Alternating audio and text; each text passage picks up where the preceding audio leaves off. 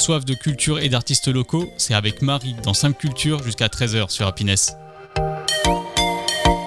Bonjour à tous, ravi de vous retrouver sur Happiness pour cette nouvelle émission de Sam Culture. Une émission où on parle culture avec des gens passionnés et passionnants. À la réalisation, ce midi avec moi Cathy. Bonjour Cathy. Bonjour Marie, comment vas-tu ? Eh bien écoute, bien. Le printemps semble enfin arriver, ça fait du bien. Oui, du soleil. Du soleil, il ne faut pas qu'il s'en aille. Non, ça serait sympa parce qu'on en a déjà eu un petit peu, mais c'était reparti. Là, si ça pouvait durer un peu plus longtemps... ça serait sympa. Bien. On reçoit qui aujourd'hui ? Eh bien, écoute Cathy, aujourd'hui on reçoit Ansel Pixel. Bonjour Ansel. Bonjour à tous et bon appétit. Alors souvent nous on parle d'apéro, tu vois, dans Sam Culture. On se dit que midi, le samedi, encore un peu tôt. Mais bon apéro à tous donc. Ouais, santé. Ansel, dis-nous, qui es-tu ? Donc je m'appelle Ansel Pixel, c'est mon nom...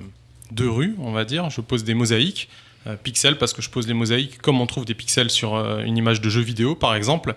En bon latin, on appelle ça opus tessellatum, c'est-à-dire poser les tesselles les unes à côté des autres. C'est des petits carrés de différents matériaux. En l'occurrence, moi, j'utilise principalement de la pâte de verre. Et je pose des mosaïques dans les rues sans autorisation. Et récemment, j'en ai posé une dizaine à Amiens.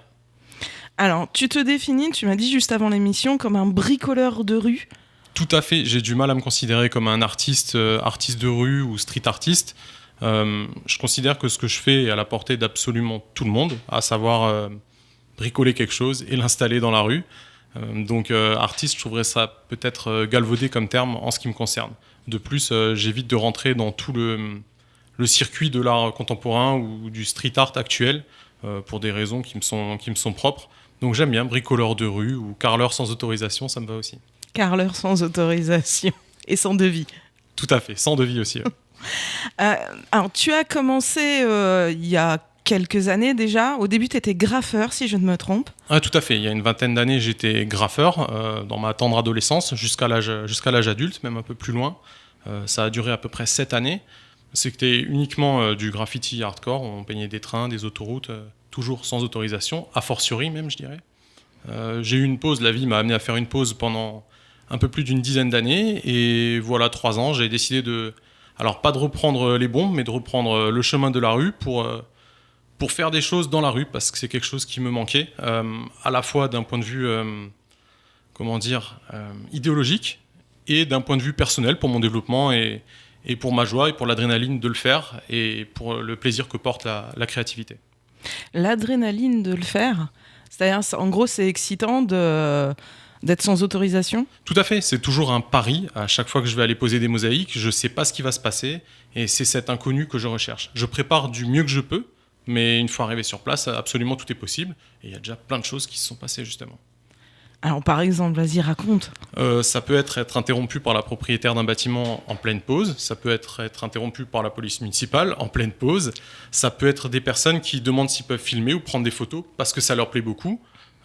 À Lille, l'an dernier, il y a 2 jeunes hommes qui sont venus m'interrompre, il devait être 1h du matin, qui m'ont demandé où ils pouvaient trouver des belles jeunes femmes dans les parages, sachant que j'étais sur une échelle à 4 mètres de haut. Je ne pensais pas être la personne la plus indiquée pour les aider, mais ça va vraiment... En fait, tout ce qu'on peut rencontrer comme comportement dans la rue, on se retrouve avec ça, et c'est assez plaisant, je trouve, parce que notre présence crée quelque chose d'insolite pour les personnes qui sont autour.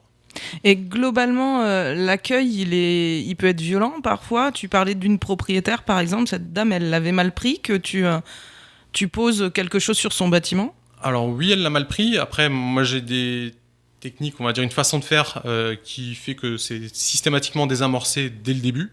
Je suis très agréable avec les gens. J'agis pas cagoulé. J'agis pas à des heures indues. C'est très rare que je sois en train de poser à 3h ou 4h du matin. Je vais plutôt agir en pleine journée.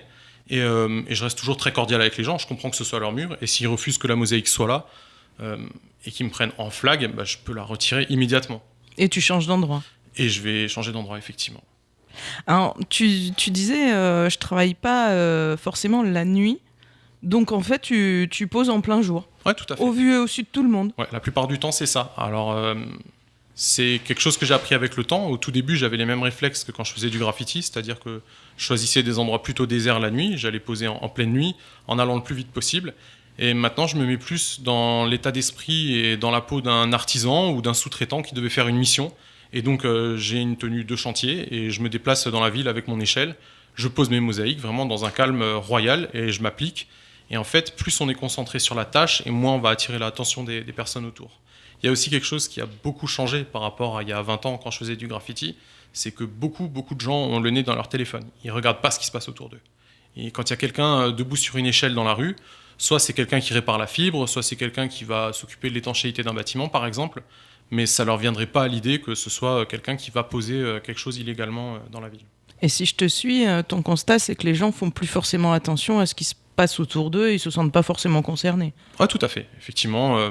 Après, au bénéfice du doute, ils se disent si cette personne est là en tenue de chantier, en train d'agir en pleine journée, c'est qu'elle a le droit de le faire. Donc la plupart du temps, ceux qui remarquent ma présence ne sont pas dérangés.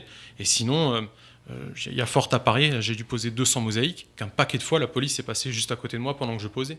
Moi, je ne le voyais pas parce que j'étais affairé à ce que j'étais en train de faire, mais c'est certain que des policiers sont passés et ça les intéressait pas, quoi. Et t'as déjà eu des problèmes, des gros problèmes à cause de ça ou... Oui, une fois, un flagrant délit à minuit et demi. C'était une mauvaise idée de poser très tard. Et là, c'est la police municipale qui m'a attrapé. Donc, ils ont des caméras maintenant avec des algorithmes qui détectent quand il y a des comportements qui sont suspects. A fortiori, au milieu de la nuit, ils m'ont très facilement repéré. C'était en plein centre-ville d'une grande ville française. Et ils m'ont demandé si j'agissais avec une autorisation. J'étais très honnête avec eux. J'ai dit pas du tout. C'était sur un commerce qui était en cours de changement de propriétaire. Donc, il n'y avait plus de devanture. Et ils m'ont demandé, en gros, ils ont appelé l'officier de police judiciaire qui leur a dit soit la personne retire la mosaïque et on la laisse tranquille, soit on l'emmène en garde à vue et il laisse la mosaïque. Bon, évidemment, je l'ai retirée sous les yeux des policiers qui n'ont pas trouvé mieux de me dire que franchement, c'était très joli, on aurait préféré l'avoir au commissariat. Alors j'étais un peu déçu parce que je venais de perdre du temps et du matériel sous leurs yeux, tout ça pour me dire que c'était bien ce que je faisais, c'était un peu rageant, mais ça s'est pas fini au poste et c'est très bien comme ça. C'est chouette, ils ont une chouette attitude. Ouais, l'OPJ a été compréhensif.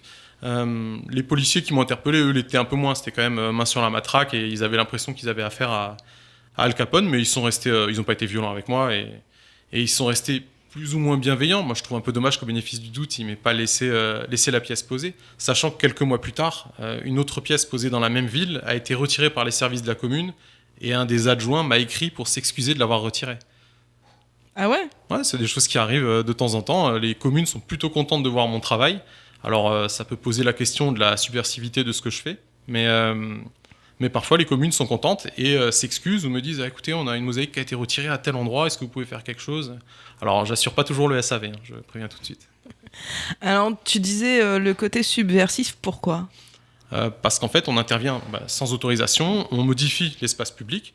À la marge, certes, les plus grandes pièces que je pose, elles vont mesurer 5 mètres par 3, donc ça commence à être costaud. Et des fois, des pièces beaucoup plus petites qui vont faire une trentaine de centimètres. Donc pour un œil aguerri, les personnes vont repérer ce que je fais.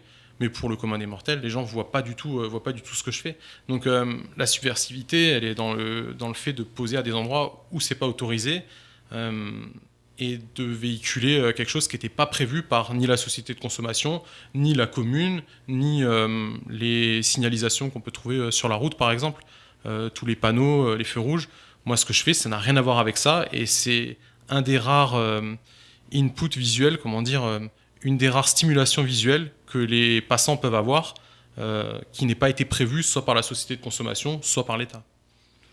Oui, et puis, alors tu vas nous parler de ton univers, peut-être pour que les gens comprennent aussi ce que tu poses un peu comme style de pièces, d'œuvres. Oui, tout à fait. Mon univers, il est très large. Je le prends un peu à contre-pied de ce qui a été déjà fait. À un moment, il va falloir qu'on en parle pendant le temps qu'on passe ensemble de Space Invader, qui a été un des premiers en France à poser des mosaïques dans la rue. Le tout premier, c'était Jérôme Morège. Puis il y a eu Space Invader. Lui, il s'est inspiré d'un jeu vidéo. Et moi, malheureusement, j'ai pas du tout la culture geek. C'est pas du tout quelque chose qui m'intéresse. Donc, je vais jamais poser des Mario dans la rue ou des Sonic ou des Space Invaders, a fortiori, parce que je considère que du coup, là, c'est vraiment son travail et ça lui appartient de faire ça. Par contre, je vais aller un peu à contre-pied de ça et je vais poser des choses qui sont vraiment dans un spectre très large. Je vais beaucoup être inspiré par les albums pour enfants. Ma vie personnelle fait que j'en ai souvent dans les mains, des imagiers. Et je vais pouvoir poser, ça va être des animaux, ça peut être des avions, ça peut être des fusées. parfois même des petits personnages. J'aime bien également le lettrage, donc j'aime bien écrire des choses. Je trouve ça très plaisant. Donc il y a vraiment tout un tas de choses qui peuvent m'inspirer. Et souvent, ça va être la ville. Pour Amiens, par exemple, je sais que la ville a un zoo. J'aime bien le défi de poser des animaux, parce qu'en fait, c'est quelque chose qui est contre-intuitif. Les pixels, c'est quelque chose de très carré, a fortiori. Et les animaux, c'est quelque chose de très organique. C'est des courbes, c'est des formes rondes. Et réussir à retranscrire l'aspect d'un animal avec des pixels, c'est un vrai défi. Et que j'ai aimé relever pour Amiens. Alors, on en parlera tout à l'heure, parce qu'en plus, il y a un jeu concours. T'aimes bien faire ça aussi. Donc, on donnera toutes les règles du jeu, comment participer, tout ça à nos auditeurs. Mais avant, est-ce que tu peux nous expliquer comment tu travailles ? Comment tu fais ? Forcément, tu n'arrives pas sur place avec tous tes carreaux de couleurs et puis hop, selon l'ambiance du moment, je vais poser telle ou telle couleur. Ah non, il y a un gros travail de préparation et c'est là que je prends énormément de plaisir parce qu'il faut que je prenne plusieurs paramètres en compte. Où je vais poser, qu'est-ce que je vais poser, à quel moment je vais le faire et comment je vais m'y prendre. Alors parfois, il y a une contrainte qui va nourrir les autres. Si l'endroit où je vais poser n'est pas très grand, je vais être obligé de faire une mosaïque très restreinte et du coup, je vais devoir aller vraiment à l'essentiel du dessin. Parfois, on peut essayer de faire passer des choses très complexes sur des dessins qui sont très petits et composés de très peu de carreaux. Mon travail, il va aussi un peu dans ce sens-là, c'est de montrer qu'on peut faire passer des idées ou des images sans avoir une très haute définition dans l'image. Et c'est quelque chose qui est à contre-courant de ce qu'on voit actuellement, où on nous propose avec les téléphones, la 4G, la 5G maintenant, d'avoir de la HD tout le temps, de tout voir en haute définition. C'est aussi intéressant d'avoir des images qui sont un peu floues, qui sont pixelisées, et qui pourtant vont quand même attirer l'œil. Ma façon de travailler, pour répondre à ta question, ça va être tout d'abord de choisir un lieu ou d'avoir une idée d'objet et de choisir le lieu qui va avec l'objet. Et si jamais le lieu me plaît, trouver un objet ou trouver quelque chose qui sera éventuellement en rapport ou en tout cas qui correspondra bien. Il n'y a pas très longtemps, par exemple, j'ai repéré un mur à Amiens sur lequel il y a une fente verticale qui fait à peu près 60 cm par 5 cm de large. Et ça m'a rappelé les fentes dans lesquelles on met les pièces sur les flippers ou les jukebox ou les jeux d'arcade. Et je réfléchis à un texte, je pourrais écrire insert coin, comme il y avait sur les jeux vidéo de l'époque dans les salles d'arcade, et pouvoir le poser à côté de cette fente. Donc là, je suis en train d'étudier les dimensions de ma future pièce, quelle couleur irait le mieux, est-ce que je mets une demi-pièce de monnaie sur le côté de la fente existante. Il y a toutes ces questions-là qui se posent. Parfois, ça va me mettre 1 an et demi entre l'idée et le moment où je pose la mosaïque, et parfois, ça peut être fait vraiment en moins de 24 heures, parce qu'il y a quand même un temps de préparation, la mosaïque est préparée avant d'être posée. J'arrive pas avec mes tesselles en vrac dans un seau ou dans un sac, mais la pièce est déjà à plat, prête à être posée à l'envers. J'ai plus qu'à en coller et poser. Alors, tout ça, ça commence du coup par du repérage, souvent de lieux. Tu as posé à Beauvais, mais aussi à Lille, à Paris, à Strasbourg, à Reims, à Amiens. On en a parlé. C'est des villes dans lesquelles tu t'es rendu pour des raisons complètement anodine et puis t'as flashé sur un endroit, ou c'est des villes que tu fréquentes pour une raison ou pour une autre ? Ça dépend. Il y a certaines villes dans lesquelles je me suis rendu pour des raisons personnelles. D'autres, j'y suis allé à dessein, c'est-à-dire je suis allé là-bas pour poser. C'est le cas d'Amiens, tout simple, par exemple. Je suis pas allé à Amiens pour autre chose que poser des mosaïques. Je m'y suis rendu par le passé, notamment au zoo, je vais être honnête avec vous. Et souvent, soit je profite de mes déplacements absolument personnels, ou sinon ça va être un choix de me dire je vais poser à tel endroit. Il y a quelque chose qui a beaucoup changé par contre par rapport au graffiti il y a 20 ans. J'y reviens parce que c'est un comparatif qui est intéressant à faire. Il y a 20 ans, quand on voulait aller peindre un mur, il fallait repérer le mur, repérer les alentours, éventuellement revenir la nuit pour voir quelle était l'ambiance. Il y avait vraiment plein de choses à prendre en compte. Maintenant, on a Google Street View qui permet de se rendre à un lieu, de voir comment il est dans les 3 dernières années, on va dire. Il y a toujours une photo qui a moins de 3 ans à peu près, surtout sur les centres-villes. On peut voir comment il était il y a 5 ans, il y a 10 ans. Et c'est très intéressant, ça nous apprend beaucoup sur le lieu. Et après, on a la carte vue du dessus avec Google, que tout le monde utilise, et qui nous permet, Google Maps, pardon, qui nous permet, nous, de voir est-ce qu'il y a un commissariat juste à côté, est-ce qu'on n'est pas à côté d'un édifice religieux qui nécessite une surveillance particulière, et ça pourrait être problématique de sortir une échelle à cet endroit-là. Il y a tout ça qui rentre en ligne de compte. Donc le choix des villes, il dépend entre ma vie et ce que j'ai envie d'aller poser à certains endroits, en fonction des moyens que j'ai à ce moment-là. Et après, le lieu, il est choisi vraiment en avance, stratégiquement, sur Google Street View notamment. Et il y a des villes qui t'ont contacté en te disant vous voulez pas venir poser chez nous ? Pas à mon souvenir, mais je sais que je refuse systématiquement les gens qui me demandent de poser à tel endroit ou de poser sur tel thème. J'ai envie de garder ma liberté. C'est pour ça notamment que je rentre pas dans le circuit de l'art contemporain ou du street art, parce que je veux pas faire un travail de commande. D'une part, c'est quelque chose qui me stresse beaucoup, à savoir que quand je fais quelque chose d'illégal et d'entièrement personnel, quelque part, ça n'engage que moi et la personne éventuellement qui va le voir dans la rue. Donc la personne qui le verra dans la rue, c'est pas le commanditaire de ce qu'il voit. Il va voir une pièce, une mosaïque pour laquelle il n'a pas payé, ça lui a été imposé dans sa journée, et c'est pas grave si c'est pas bien.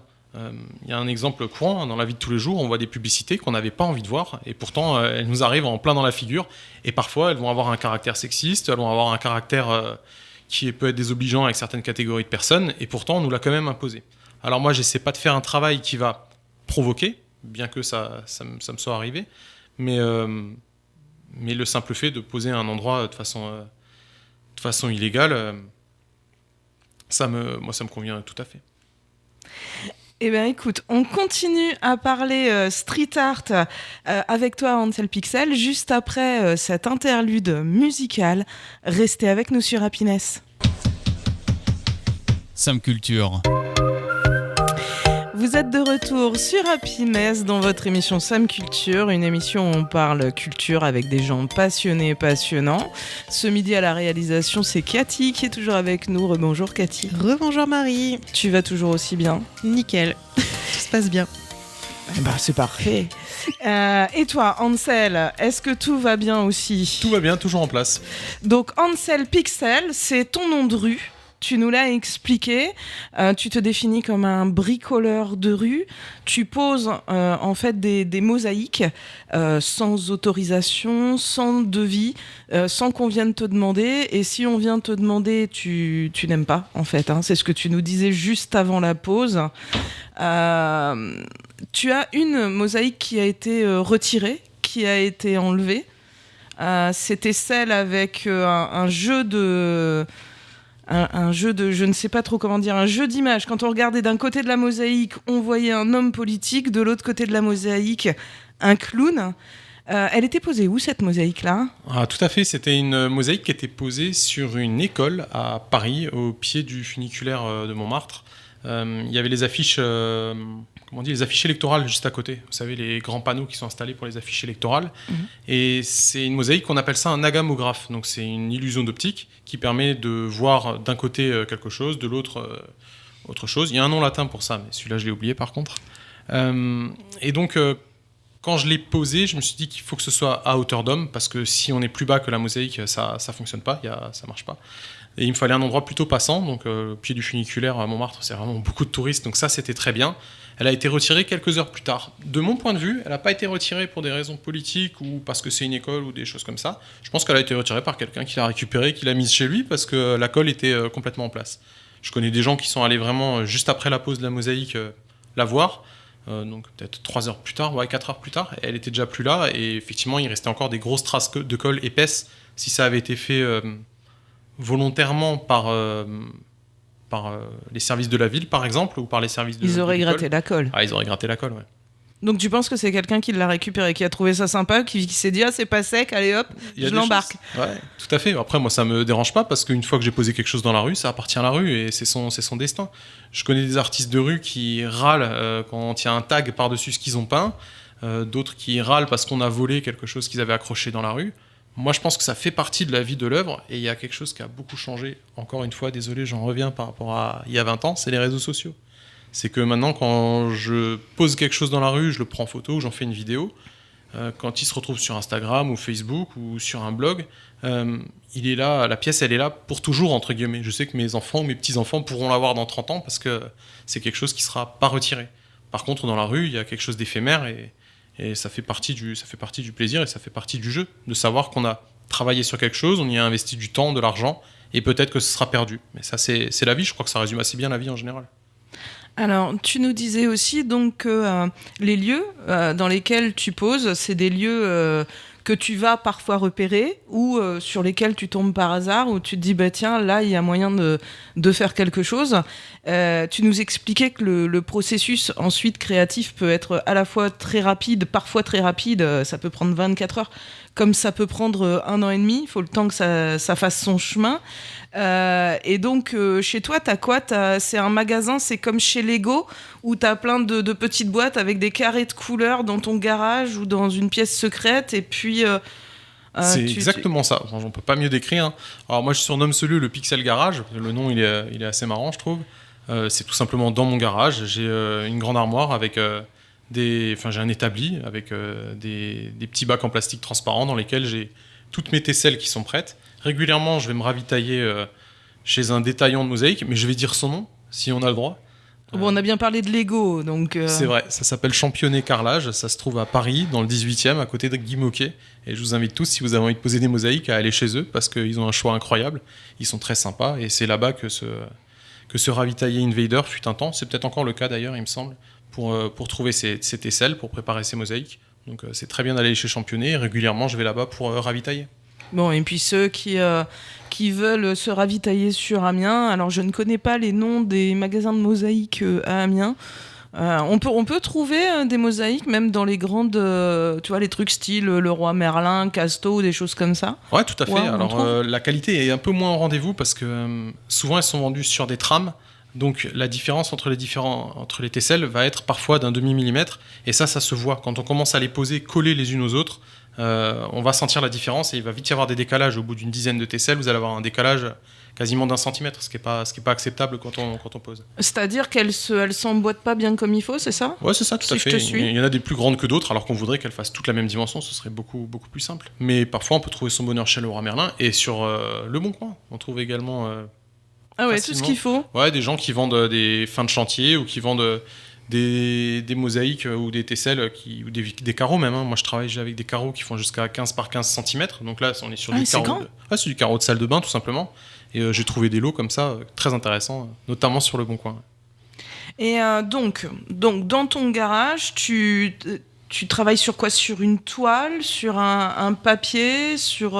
Alors moi, pour travailler, pour préparer les mosaïques dans ma tête, je travaille principalement avec le smartphone, mais je crois que tout le monde quasiment fait ça maintenant. J'ai un fichier texte dans lequel je mets toutes mes inspirations, toutes mes idées. Actuellement, ce fichier, il fait une 30aine de pages, donc j'ai le cerveau qui va un peu plus vite que mes mains. Et je travaille avec une application toute simple qui s'appelle 8-Bit Painter, qui permet de dessiner en fait sur le téléphone, tout simplement, du bout des doigts, des choses en pixel art. Ça marche très bien, c'est très très simple comme application et moi ça me va bien. Si j'ai besoin de faire une grande pièce, je vais imprimer ce que j'ai dessiné et ensuite au Pixel Garage, je vais tout simplement reproduire ce que j'ai dessiné sur une trame. Alors c'est pas une trame, c'est un film plastique adhérent, ce qu'on utilise pour recouvrir les livres. Alors je tiens à le dire, hein, j'ai aucun scrupule à donner tous mes secrets parce que j'invite le maximum de personnes à faire pareil que moi. Parce que c'est chouette, ça change un peu les rues de comment elles sont. Et c'est pas un secret que je garde pour moi, c'est des informations qui sont déjà très accessibles.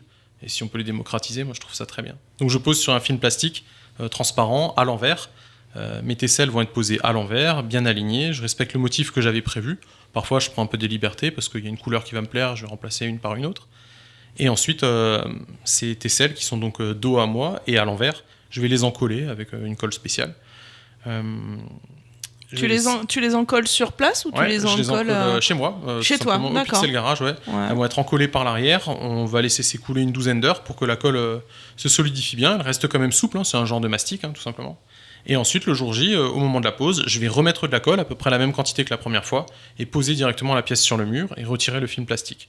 Ça prend vraiment, une fois sur place, si je me débrouille très mal, je vais passer 2 minutes sur le mur, et parfois ça prend vraiment 5 secondes. À Strasbourg, j'ai posé 25 pièces en moins de 3 heures, parce que c'était des pièces qui étaient d'un seul tenant, c'était des étoiles qui représentaient les drapeaux des pays de l'Union européenne. Alors il se trouve que j'ai oublié la Hongrie et le Luxembourg, c'est vraiment un oubli de ma part, c'est des choses qui arrivent. Et là par contre il n'y avait pas de film plastique à l'arrière, parce que c'était des pièces petites qui tenaient dans la main, donc j'avais pas besoin de les tenir par ce film plastique pour les poser. Et là effectivement c'est allé très vite. Ouais. Ah oui, du coup, effectivement, même une pièce. Alors peut-être la pièce 3 mètres sur 5, ça met un peu plus de 5 minutes quand même. Ouais, sur une.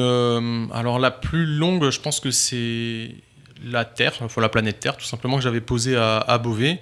Donc il faut imaginer un grand cercle qui mesure 4 mètres de diamètre, et il m'a fallu plus de 2 heures pour la poser. Ouais, là pour le coup. Ouais, c'est physique surtout, parce que ça commence à faire des grandes quantités de carrelage. Et moi, je prépare à l'avance des parties qui font 4 x 4 carreaux, donc ça fait 16 carreaux de 15 cm. Chacun pèse environ 200 grammes, donc plus 300 grammes même. On arrive vite à des ensembles qui font 8 kilos, qu'il faut tenir à bout de bras. On rajoute encore 1 kilo de colle, qu'il faut monter parfois. Qu'il faut monter à l'échelle. C'est ça, ouais. Ça m'a valu quelques déconvenues. Il y a eu des déchirures musculaires à plusieurs reprises, mais ça va, je tiens bon. Et tu travailles toujours tout seul ? Non, il se trouve que j'ai fait on pourrait appeler ça des collaborations, ce serait peut-être un peu pompeux, mais j'ai un ami qui s'appelle Mr. Joule. Je vous invite à aller voir ce qu'il fait sur Instagram. C'est certain que vous avez déjà vu son travail, notamment si vous êtes allé à Paris. Il pose des petits aliens, des fois juste une tête, des fois la tête avec le corps. Donc lui, je l'ai rencontré après que j'ai commencé à poser des mosaïques. C'était pas un ami d'avant, et on a déjà posé ensemble. Donc moi, j'avais fait une navette spatiale qui était en cours de décollage, et lui il avait fait un alien qui se posait dessus comme si c'était un cow-boy sur la navette. C'était très, très plaisant à faire. Voilà, il y en a une collaboration avec lui. Il y a un autre, là je peux dire le mot artiste parce que ça les regarde que eux et pas moi, mais qui s'appelle BMatPix, BMatPix. Vous le trouverez également sur Instagram ou sur Facebook. Et avec lui, en fait, ce qu'on fait, c'est on fait des duels, c'est-à-dire on choisit un thème tous les deux. Chacun design sa pièce de son côté, on se met une contrainte, on dit par exemple tu vas faire 30 carreaux par 30 carreaux maximum, avec des carreaux de la même taille, et on va trouver un mur qui permet de faire s'affronter nos deux personnages. Donc on a fait une pharmacie à Paris, alors, on a posé des dragons dessus, 2 dragons qui se font des effaces, et en dessous on a mis des petites jauges d'énergie comme on va trouver dans Street Fighter. On continue à parler art de rue, mosaïque de rue. Juste après cette deuxième interlude, restez avec nous sur Happiness. Sam Culture. Vous êtes toujours sur Happiness dans votre émission Sam Culture, une émission où on parle culture avec des gens passionnés et passionnants. À la réalisation ce midi avec moi, c'est Cathy. Bonjour Cathy. Bonjour Marie. Tu vas toujours aussi bien ? Toujours, et toi aussi ? Oui, ma foi. Et puis j'apprends plein de trucs avec notre invité du jour, Ansel Pixel. Rebonjour Ansel. Et rebonjour, je m'efforce de continuer d'être passionnant. Je peux t'appeler Ansel tout court ou il faut mettre Pixel systématiquement derrière ? Ansel tout court, c'est très bien. Ansel tout court, c'est très... Ok, ça marche. Ansel comme Ansel et Gretel ? Ouais, tout à fait. Ouais. Alors là, je vais pas le cacher, c'est une très bonne idée de mon épouse. Je cherchais quelque chose qui rimait avec Pixel. Elle m'a dit Ansel et Pixel, c'est très bien.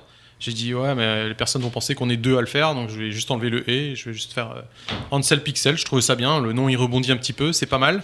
Et Ansel et Gretel, ils sèment des petits cailloux derrière eux, comme dans à peu près un conte pour enfants sur 2, pour retrouver leur chemin. Et moi, finalement, c'est ce que je fais, c'est que je pose des cailloux derrière moi et de temps en temps, je retombe dessus et ça me fait plaisir. Ansel, on a parlé des villes où tu as installé. Tu nous as, au fil de tes histoires, donné des exemples de motifs que tu poses. Parfois, tu t'inspires aussi du nom des rues. Tu as fait ça notamment à Beauvais, rue Jeanne Hachette, si je ne me trompe. Alors, ça se trouve pas rue Jeanne Hachette, c'est la rue j'ai oublié la date. Il y a une date importante à Beauvais qui est en lien avec Jeanne Hachette. J'avoue que j'ai oublié la date. Où chaque année, il y a une procession avec la Jeanne Hachette annuelle de Beauvais. Je crois que c'est une jeune femme chaque année qui incarne Jeanne Hachette. Et donc, j'ai posé la mosaïque dans cette rue qui correspond à la date. J'avais très envie de poser une Jeanne Hachette à Beauvais. J'ai eu l'idée alors pour le coup, je me suis vraiment inspiré d'un jeu vidéo. C'est tout simplement le personnage de Zelda, que j'ai transformé en fille, avec les cheveux longs et avec une hache à la main. Et une tunique bleue. Et une grande tunique bleue, tout à fait. Ça m'a... Effectivement, la rue, ça permettait de faire un clin d'œil. À la base, j'allais la poser ailleurs, cette pièce. Mais cette rue faisait un bon clin d'œil. En revanche, il y a un artiste que je vous invite à aller voir, un vrai artiste, lui, qui s'appelle Mifa Mosa, M-I-F-A-M-O-S-A, qui, lui, pose des mosaïques dans toutes les villes de France et qui s'inspire du nom des rues et qui pose sa mosaïque juste au-dessus des rues. Pour reconnaître les siennes propres, il met toujours 3 petits points à côté de ces mosaïques. Et lui, il fait ça vraiment très bien. Moi, ça m'arrive de m'inspirer du nom des rues ou des lieux, mais pas toujours. Mais pas toujours. Alors, à Amiens, tu es venu à Amiens, t'as repéré des endroits, tu es venu voir le zoo, c'est ce que tu nous disais. Donc, comme quoi notre zoo, il attire. Et puis, t'as repéré des endroits et tu as posé 10 fresques c'est ça, 10 C'est mosaïques. ça. J'ai posé 10 mosaïques, chacune représente un animal. Je me suis borné à faire quelque chose de pas trop étendu sur la ville, parce qu'une ville peut être gigantesque. Ça peut être très très long de chercher des mosaïques dans une ville. Donc j'ai choisi un secteur qui va de la gare jusqu'au zoo. Ça permet de faire une balade assez simple. Les enfants peuvent le faire sans problème, accompagnés de leurs parents évidemment. Et ça permet de lever le nez de la gare jusqu'au zoo. Moi j'aime bien parce que arriver dans une ville par la gare, ça permet d'arriver par le centre-ville. Et aller jusqu'au zoo, ça vous emmène un peu à l'ouest. C'est un bon chemin. Après, on peut faire l'inverse. On peut se garer au zoo et aller jusqu'à la gare, mais la destination est peut-être moins sympa que d'aller visiter le zoo, par exemple. Tu as mis combien de temps pour les installer, ces 10 fresques ? Ça s'est fait en 2 fois 2 heures, il me semble. Ça a été assez rapide. Je suis passé 2 fois. Hein. J'ai fait 2 vagues. J'ai pas pu emmener toutes les mosaïques en même temps. Je l'ai fait en 2 fois. C'était plutôt simple. Les gens étaient bienveillants. Il y en a quelques-uns qui ont pris des photos pendant que je posais. Mais j'ai été très tranquille. J'ai pas été inquiété à Amiens. Je sais qu'Invader a posé l'an dernier à Amiens et lui s'est fait attraper par contre par, je sais pas si c'est la police nationale ou municipale, mais pour la petite histoire, j'avais prévu de poser ces mosaïques il y a 1 an, au mois de juin, juste après le passage d'Invader. C'était complètement un hasard du calendrier, hein, mais mes pièces étaient déjà prêtes au Pixel Garage, prêtes à être posées. J'ai vu qu'Invader venait d'aller à Amiens. Je me suis dit, je vais pas venir le mois d'après, quoi, ça serait un peu gros. Donc j'ai laissé s'écouler 1 année tranquillement pour venir à mon tour mettre mes mosaïques. Ouais. Et donc l'accueil, il a été bon, tu nous le disais, et tu proposes en fait avec ce parcours de fresques un jeu, une sorte de jeu. Ouais, tout à fait. Est-ce que tu peux nous expliquer ça ? C'est quelque chose que j'ai pris l'habitude de faire, qui crée une espèce d'interaction entre les personnes qui trouvent mes mosaïques et moi, et même entre elles, parce qu'il y a des gens qui se refilent les tuyaux. Donc chaque fois que je pose des mosaïques, ou la plupart du temps que je pose des mosaïques dans une ville, je le fais par série. Je vais en poser 6 ou une dizaine, parfois 20. Je l'ai fait à Clermont dans l'Oise, j'en avais posé 20 pour commencer. Je me suis rendu compte après que c'était énormément de travail. Et j'aime bien mettre un challenge. La première personne qui trouve les X mosaïques que j'ai posées m'envoie les photos et elle peut remporter un prix. Alors à Amiens, donc, il y a 10 mosaïques à trouver.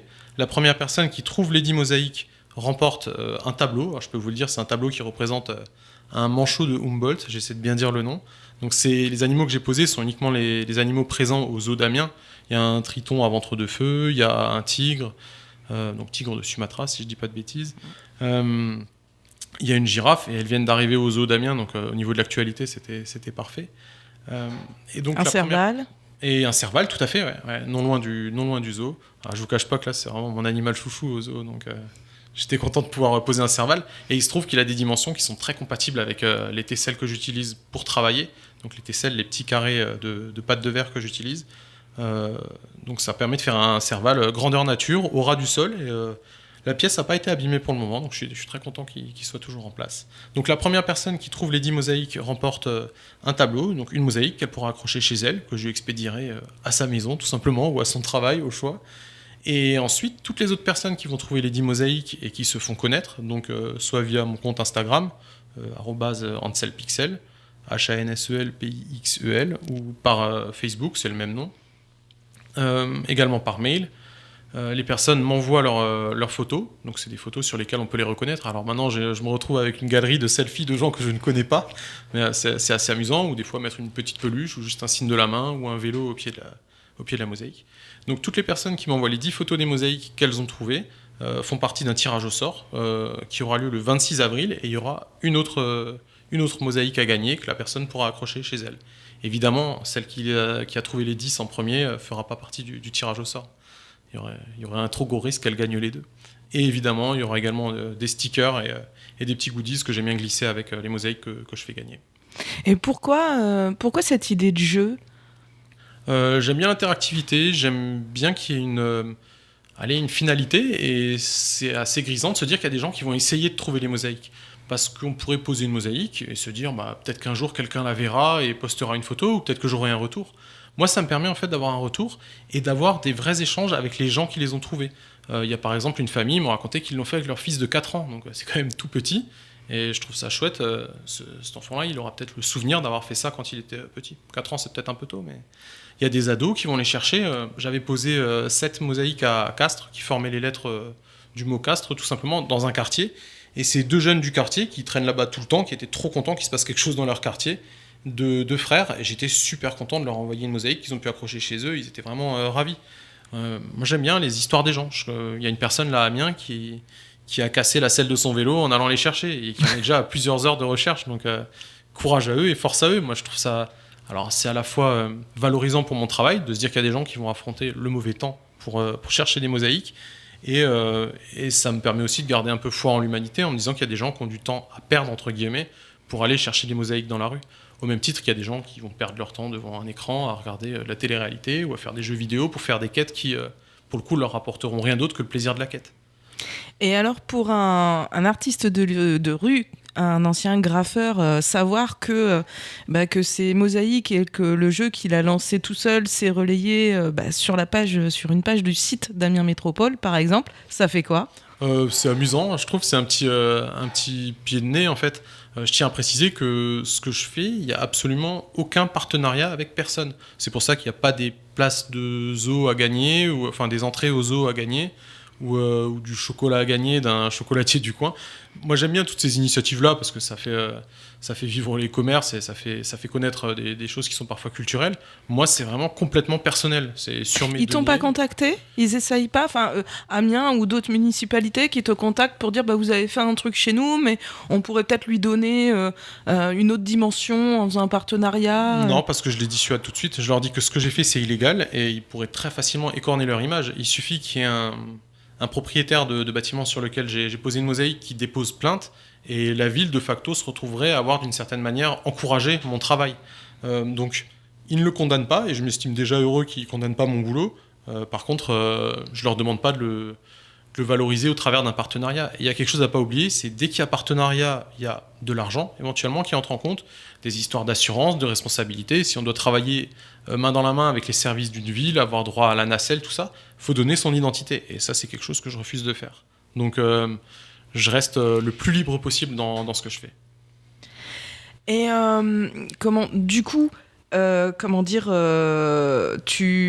ta façon aussi, ce jeu, c'est aussi une façon, tu le disais, de faire vivre ton œuvre et d'avoir des retours là-dessus.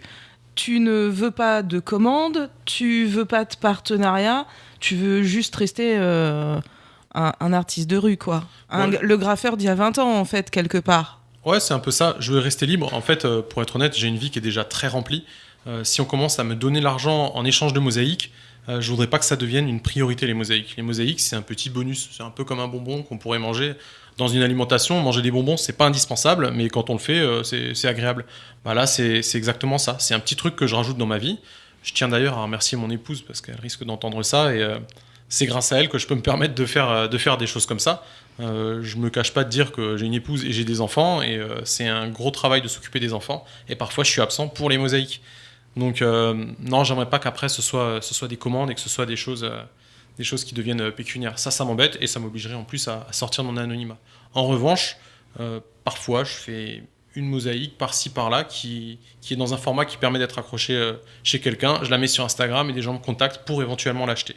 Je trouve parfois des arrangements avec les gens, mais c'est pas des œuvres de commande, et il n'y a rien d'officiel là-dedans. On continue à parler artistes de rue, mosaïques de rue et bricoleurs de rue, juste après cet interlude. Restez avec nous sur Happiness. Sam Culture. Vous êtes toujours sur Happiness dans votre émission Sam Culture, une émission où on parle culture avec des gens passionnés et passionnants. Cathy est à la réalisation ce midi avec nous, elle est en forme, elle sourit, elle est toute printanière. Rebonjour Cathy. Rebonjour Marie. Tu vas toujours aussi bien, oui, j'imagine. Nickel. Avec nous Cathy ce midi, Ansel Pixel. Rebonjour Ansel. Et rebonjour, toujours là avec vous. Toujours là, donc pour cette dernière partie de l'émission, Ansel, tu te définis comme un bricoleur de rue, en tout cas en ce moment. Tu te définis comme ça. Tu as commencé comme graffeur il y a 20 ans. Tu avais arrêté le graphe. Et puis tu es revenu au street art, on dit comme ça, ou à l'art de rue en français, je ne sais pas. Ouais, il y en a beaucoup qui utilisent cette expression. Je l'affectionne pas trop, donc je me limite à dire que je fais des interventions dans l'espace urbain, même l'espace public en général. Parfois c'est à la campagne, sans autorisation. Ouais, alors street art, c'est court. Intervention dans l'espace public urbain, voire dans l'espace public en général. On se croirait dans un ministère quand même. Ouais, c'est vrai. Le problème du street art, c'est que En fait, le mot art va sortir ce qu'on fait de la rue. Ce qu'on fait dans la rue, c'est sorti par le mot art et ça arrive tout de suite dans les musées. Et donc, quand je vois des musées qui proposent du street art, bah non, on n'est plus dans la rue en fait. C'est des œuvres de commande qui ont été mises dans un musée.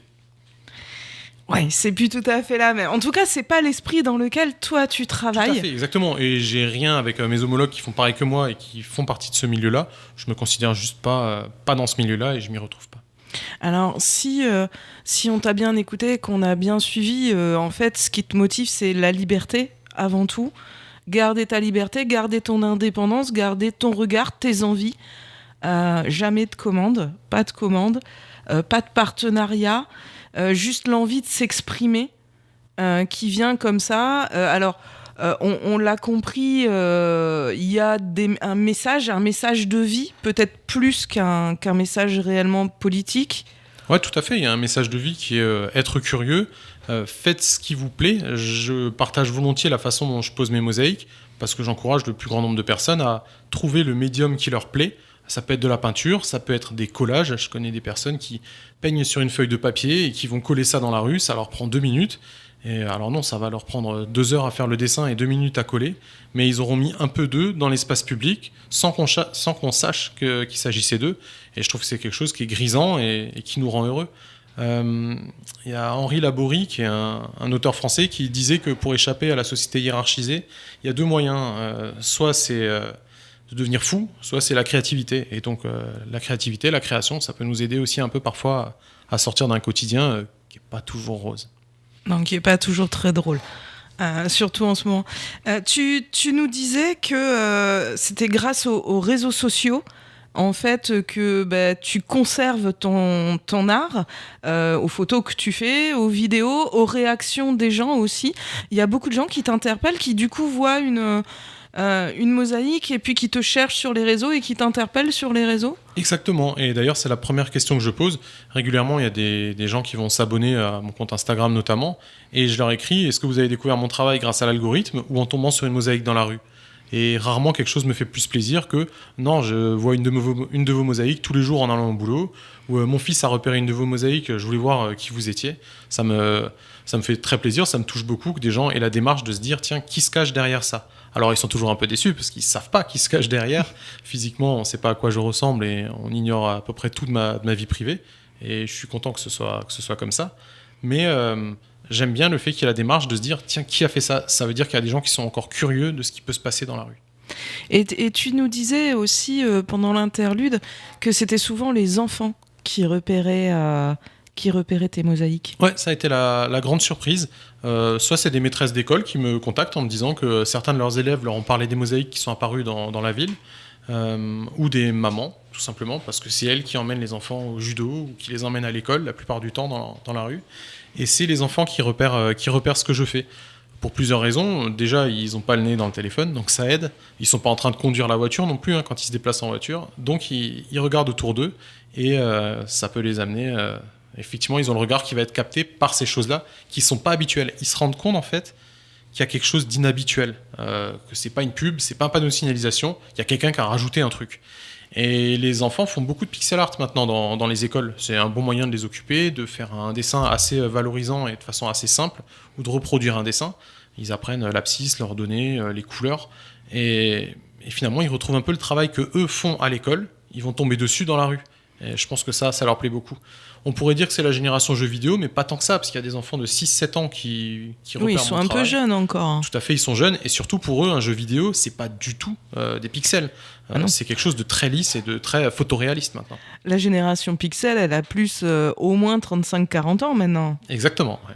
Parce que les jeux vidéo ont sacrément évolué graphiquement depuis un moment. Tout à fait, ouais. Et donc ces enfants, ils sont contents. Qu'est-ce que tu as comme retour? Ça les fait sourire, ça... Ouais, ils sont contents. Ils sont contents de les repérer. Et en fait, je pense qu'il y a toujours une petite phase d'interprétation parce que c'est pas facile toujours de décrypter quelque chose qui est en pixel art. Ils vont se dire... Je pense qu'ils n'arrivent pas forcément toujours à définir ce qu'ils voient. et ils vont y regarder à deux fois et se dire « Ah, mais c'est un tigre, en fait !» ou « Ah, mais c'est un serpent !» et donc, ils sont contents qu'il y ait quelque chose de figuratif là-dedans. Je prends l'exemple d'Amiens. Après, j'ai posé un avion qui est vraiment très grand à Argenteuil, en face de l'usine Dassault, là où on fabriquait des avions de chasse il y a 40 ans de ça. Et là, j'ai pas les réactions d'enfants, mais je pense que pour eux, ça doit être incroyable de voir quelque chose d'aussi grand qui est posé dans la rue et qui est plutôt inattendu. Mais ouais, ils vont reconnaître, et pas forcément au premier coup d'œil. Et ça, j'aime bien. Quelle est la question qu'on te pose le plus souvent sur les réseaux ? À part qui es-tu ? Ouais, non, on me demande pas trop qui je suis. On me demande où sont les autres. Ah, ça, c'est un grand classique. Les gens voient qu'il y a des publications qui disent j'ai posé 10 mosaïques à Amiens ou j'en ai posé 11 à Beauvais. Ils me disent mais où sont les autres ? Est-ce qu'on peut avoir un indice ? Voilà, c'est ça la question qui revient plus souvent. Est-ce qu'on peut avoir un indice ? Alors moi, j'invite les gens à communiquer entre eux parce qu'ils ont forcément des proches qui peuvent en avoir vu. Je suis même tombé sur des groupes Facebook de certaines villes dans lesquelles il y avait vraiment des gens qui se sont lancés dans des débats interminables sur non mais celle-là elle est dans telle rue, celle-ci elle est dans telle impasse, et c'est amusant je trouve de voir ça. Alors le tout premier à avoir mis ça en place c'est Invader, on en revient à lui.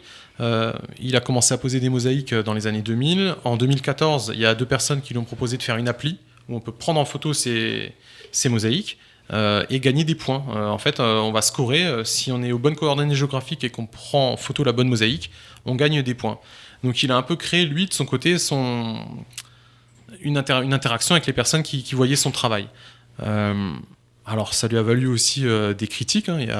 C'est Télérama, il me semble, qui avait fait un article qui disait qu'il y a des gens maintenant qui allaient au bout du monde pour flasher des mosaïques de Space Invader pour marquer quelques points sur une appli et que ça avait une empreinte carbone. Je pense que c'est un peu faire un procès qui est pas indispensable. Moi, mon travail reste quand même très local. Et la première question qu'on me demande, c'est où sont les autres ou donnez-nous des indices. Donc pour ça, c'est parler entre vous ou alors abonnez-vous à mon compte Instagram. Si vous me suivez, vous verrez régulièrement des indices apparaître. Là, il y a 2 jours, alors un peu plus que ça maintenant, une semaine, j'ai publié une carte d'Amiens sur laquelle il y a les emplacements des mosaïques. C'est pas ultra précis, mais à quelques dizaines de mètres près, vous trouverez sans problème les 10 mosaïques. D'accord, et donc on rappelle à nos auditeurs que s'ils trouvent les 10 mosaïques, ils les prennent en photo et puis ils peuvent gagner un lot. Exactement, ouais. Un tableau qu'ils pourront accrocher chez eux, qui est composé lui aussi de tesselles, un peu plus petites que celles que j'utilise dans la rue, parce que sinon on arrive vite à des tableaux qui font 80 cm de haut. Mais ouais, un tableau sympa qui représentera un animal pour le coup. Je vais respecter un peu la direction artistique que je m'étais fixée pour Amiens. Tu nous as même dit que c'était un manchot. Ouais, un manchot pour la première personne qui trouve, et le deuxième animal, je pense que ce sera un serpent pour le vainqueur du tirage au sort. Ce sera un tableau un peu plus petit, parce que bon, être tiré au sort, c'est quand même plus facile qu'être le premier à avoir trouvé du mosaïque. Donc le premier, il a déjà trouvé, ça y est, c'est fait. Je communique pas là-dessus, je donnerai toutes les infos le 26 lors du tirage au sort. C'est pour ça, continuez à chercher, parce qu'il y a un chouette lot il y a peut-être 2 chouettes lots à trouver, effectivement. Alors, est-ce que tu as déjà repéré la prochaine ville où tu vas poser ? Alors, il se trouve que j'ai un trophée qui s'appelle le Trophée de Paris, que j'ai designé, que les gens peuvent avoir chez eux. Paris est divisé en 20 arrondissements, ça fait 80 quartiers, et quartier après quartier, je pose des mosaïques. La première personne qui trouve toutes les mosaïques d'un quartier remporte le trophée et choisit le prochain quartier dans lequel je poserai. Chaque fois, je laisse s'écouler 2-3 mois. Donc là, on a eu un vainqueur il y a 3 mois qui avait remporté dans le quartier des 15-20. Il a le trophée et il m'a donné le nom du prochain quartier où il aimerait que je pose. Donc ce sera le quartier de Bel Air, je peux vous le dire. C'est dans le sud-est de Paris, près du bois de Vincennes. S'il y a des Amiénois qui vont à Paris, ils pourront également se prêter au jeu. Donc le prochain lieu où je poserai, il y a de fortes chances que ce soit là-bas. Merci beaucoup Ansel Pixel d'avoir été avec nous ce midi sur Happiness. Ravi de t'avoir rencontré. Tout plaisir est pour moi. On rappelle que pour ceux qui veulent découvrir ton travail ou te suivre sur les réseaux, tu es présent sur Instagram et Facebook. Tout à fait, @AnselPixel, HANSEL, tout simplement. On rappelle aussi qu'il y a 10 mosaïques qui ont été posées, 10 mosaïques animalières qui ont été posées dans Amiens, et que le prochain qui arrive à t'envoyer des photos, des selfies avec les 10 mosaïques pourra participer à un tirage au sort qui aura lieu le 26 avril. Et je me mets à parler très vite parce que Cathy me fait des gros yeux. Encore merci Ansel d'avoir été avec nous. Cathy, ce fut un plaisir comme d'habitude. Pareil pour moi. Merci Marie. Vous pouvez retrouver cette émission dès demain sur le site www.happinessamiens.fr et puis sur toutes les bonnes plateformes de podcast. Merci beaucoup, restez avec nous sur Happiness.